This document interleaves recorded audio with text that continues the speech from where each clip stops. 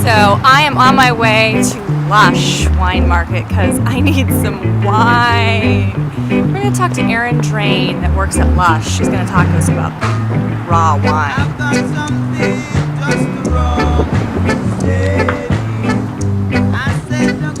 Hi, Erin! Kristy, how's it going? You got a minute? Yeah, you want some wine?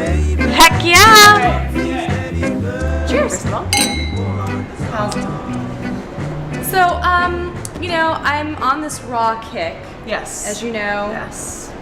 As you have paired many wines for me and Peter on our fun. raw adventure. Yes. So, I keep reading about how wine is really part of the whole raw experience. Definitely. So, talk about how wine is made and why does that make it raw?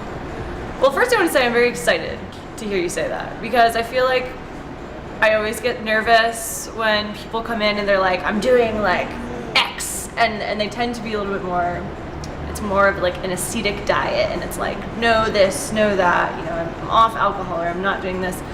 And wine is really unique in the sense that I feel like it belongs in most diets, or many diets, and even a raw diet. So basically, for me, wine is raw because it's still alive. Like, fundamentally, it's alive.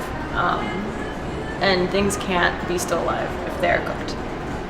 So in a very simple way, like, if someone comes in who's not as knowledgeable as you are and who maybe isn't like such a big wine person, that would be easy for me to like say to them if they were also embarking on the same raw journey. But the main reason why is because wine ferments thanks to yeast, and yeast is a living organism.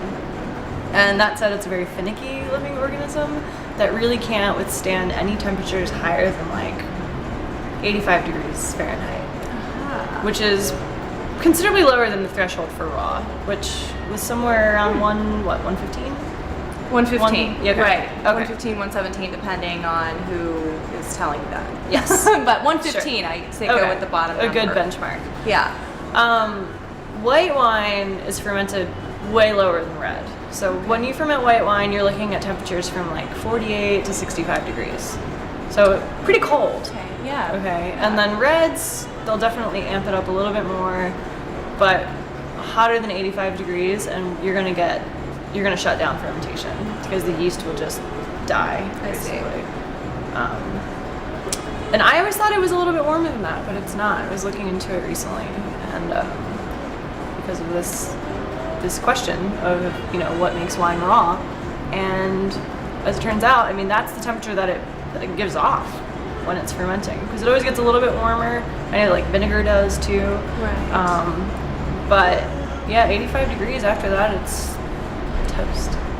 Okay. Yeah. Okay, because of the yeast. Because of the yeast. So it's the yeast that's Right. added to the wine. Like, Right. talk a little bit about how that's actually Sure. processed. So the process for making wine generally is you harvest your grapes, put them into whatever container you want, and then press them, or you can press them, or you can let them basically like gravity press them, and that's called free run, but most people have some form of a press. So you're squashing the grapes and extracting the juice into some other container. And then depending on if you're gonna make red or white, you're gonna just take that juice and let it ferment on. And this is juice that's been made from very ripe grapes, so it's full of sugar. And you can let it ferment with natural yeast that exists in the air, which is not that common a process anymore. And usually, so like places like us, we get very excited when we find wine that's been spontaneously fermented, it's called, or wild yeast fermented, because there's ambient yeast in the air. It lives in people's houses. If you bake bread a lot, you have a lot of yeast in the air. It also lives in winemaking facilities because they're using it year after year after year. It's ambient. But more often than not, winemakers have a preferred strain of yeast that they know is consistent, that gives them a certain taste that they're looking for. And there are different yeast strains, and brewers also use different yeast strains, although beer is not raw. Okay. Definitely not.